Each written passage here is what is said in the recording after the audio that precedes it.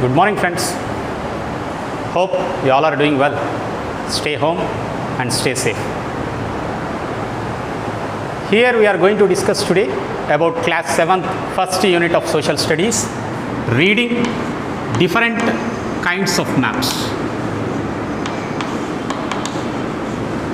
So what are these different kinds of maps? I think in your class 6th you learnt about maps.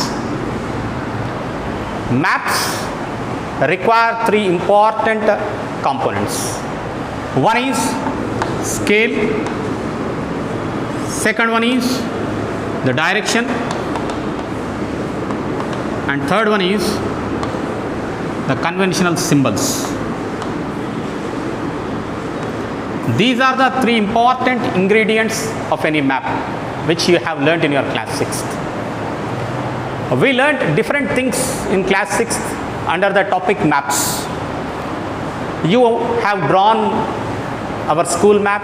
You have drawn a map showing a way from your house to the school, in which you try to understand about these three important components of the making of a map. Scale, direction and symbols stands as the important components without which a map cannot exist.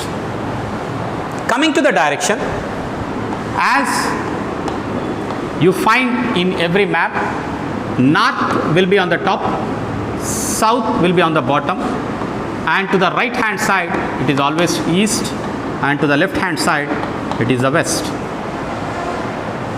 So I asked you many times a question. When you face towards the east, east in the sense the direction in which the sun rises, when you face towards the east, what is to your right hand side and what is to your left hand side? If you are facing towards the east, which direction is in the right hand side and which direction is the left hand side? The back automatically becomes west because you are facing towards the east. Then right becomes south and left becomes north. Please remember this technique. When you face towards the east, your right hand shows the south, your left hand shows the north, and your back tells about the west. These are the directions through which the maps are generally made.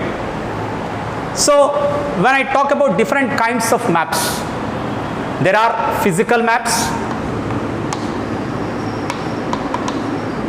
there are political maps, and there are many thematic maps. We shall see in our class regarding the physical map today. Generally, when you open Atlas, you find the heading like physical maps. You also find different kinds of colors used in marking out different landforms in a map. Yellow color, green color, brown color, black color, different kinds of colors are used in the making of a map. Each color specifies a particular landform, like mountains, valleys, and rivers are generally, water is generally colored with blue. So these different colors are used in the marking of different landforms. Apart from this, maps, physical maps, gives the information regarding the terrain of a place, soil of a place, the texture of a place, where the hills are, where the mountains are, at what height they are located. These all things are shown on a map.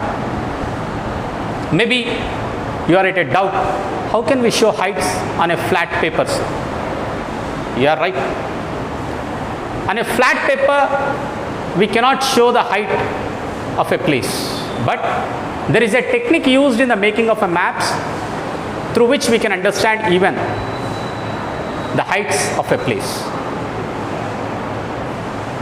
The heights of a place are represented on the map with the help of the lines.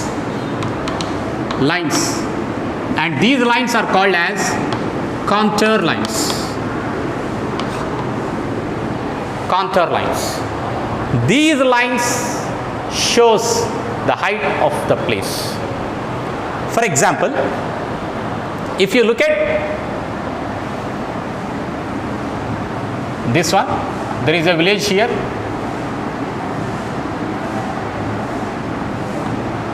There is a temple here, and this is a peak. The peak of the height, the peak of the hill is 150 meters above the sea level.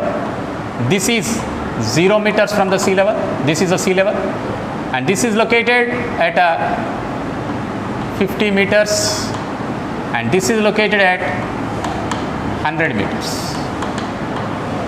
Now, you see, children, you have taken this Nimpur village map. There is a village called as Nimpur. This is village Nimpur, which is located at a height of 50 meters from the sea level. Whereas the temple is located 100 meters above the sea level. And the height of this hill, the peak is 150 meters above the sea level. So everything is measured from the sea level. Why do we measure everything from the sea level? You know it very well that all the sea bodies, all the water bodies, ocean and the seas are interconnected. And their height is almost the same all over the earth. That's the reason why most of the map makers consider the sea level, that is the 0 meters, and from there they measure the height of any place or an area. So here also we have considered this as a sea level, and from there we have measured the height at which the Nimpur village is located, temple is located, and the height or the peak height from the sea level we have measured.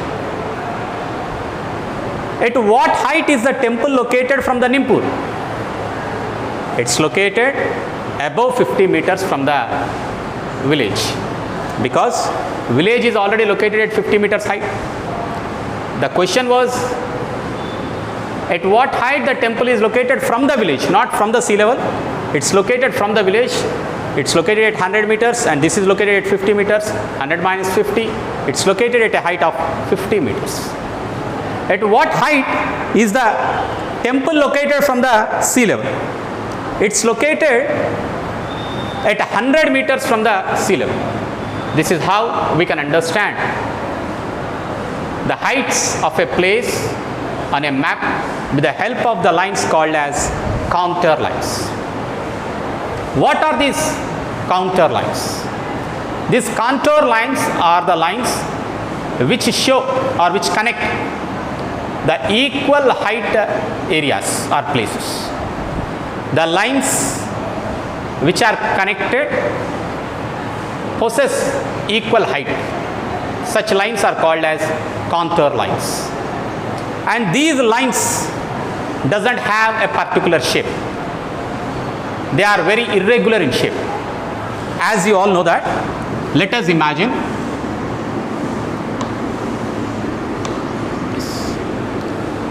you can draw this one with different color,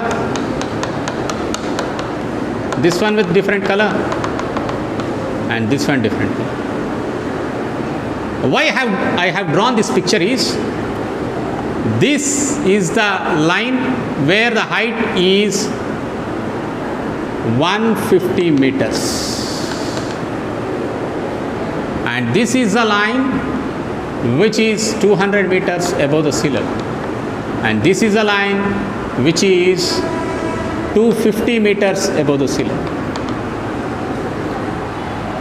So this kind of lines which are irregular in shape, which are joined together, are the contour lines, which gives us the information regarding the height of a place. Then why these lines are required on a map? How they are useful for us in studying the maps? What is the use of the maps showing the contour lines or the heights? The maps which show the heights are required for the construction of the dams, for the construction of the roads, for understanding the height of the terrain, the hills, slopes. If you look at the map of Telangana, you will understand that river Godavari flows from the west and drains towards the east. And while flowing towards the east, it cuts many mountains, many hilly regions, forming deep and broad valleys here. So with that Telangana physical map, you can understand the height of a place, at what height Godavari starts, and where does it join into the sea level. These kind of maps help us to understand the terrain of a place which is used for the construction of the dams, for the construction of the roads, for the construction of the projects. Recently, Kaleshwaram project was constructed by the government of Telangana. And with the help of this counter lines, they understood that Godavari flows at a height of 650 meters above the sea level in Telangana, whereas Telangana plateau is above 6,000 meters sea level. So water has to be uplifted to the top terrain. That's the reason why we started the Kaleshwaram lift irrigation, which will lift the water and give to this highest place. Whether it is Kondapochama Sagar or Mallana Sagar, the reservoirs which are constructed at a height, which are located at a height, are brought water from this area, from this place, by lifting. So such kind of critical projects are constructed with the help of these maps only. In our next class, we shall understand about the importance of the maps and the evolution of the maps, the history behind the making of maps, and how maps were drawn more accurately. Till then, take care, children. And your assignment today is to draw the map of Telangana and the map of India. Thank you, children.